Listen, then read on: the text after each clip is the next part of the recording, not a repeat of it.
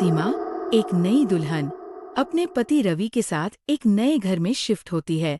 Ravi police विभाग में कार्यरत है और अपनी नई पोस्टिंग के बाद वह अपनी पत्नी को एक पुराने खंडहरनुमा घर में ले आता है। घर सुंदर होने के साथ साथ काफी पुराना है, लेकिन ये घर अजीब तरह से खामोश और रहस्यमय लगता है। सीमा को यहाँ के माहौल में डर का एहसास होता है, लेकिन रवि उसे यकीन दिलाता है कि ये सब महज उसका दिमागी भ्रम है।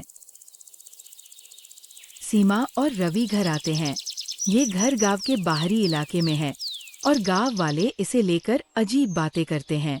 घर के अंदर रात के समय एक अजीब सी खामोशी पसरी रहती है।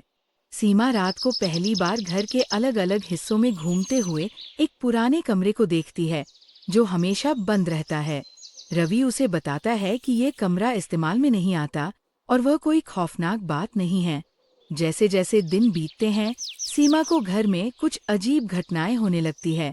रात में वह बार बार किसी महिला की चीखें सुनती है, कभी किसी के चलने की आवाज आती है और कभी कभी एक धुंधली आकृति को महसूस करती है। एक दिन वह एक पुराने उस दर्पण में एक महिला की छवि दिखाई देती है, जो दुल्हन के कपड़े पहने हुए होती है।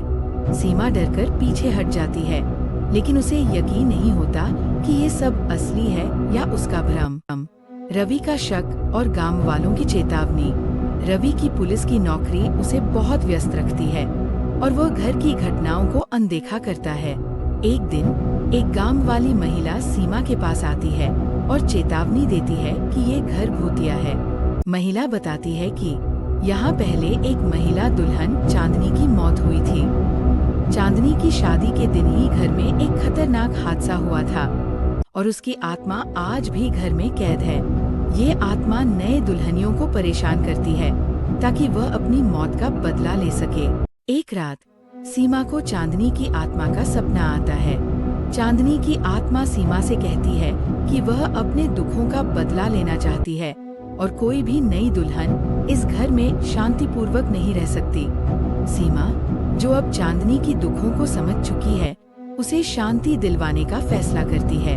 वह एक तंत्र मंत्र के जरिए चांदनी की आत्मा को शांति देने की कोशिश करती है और उसे वचन देती है कि इस घर में अब कोई और दुल्हन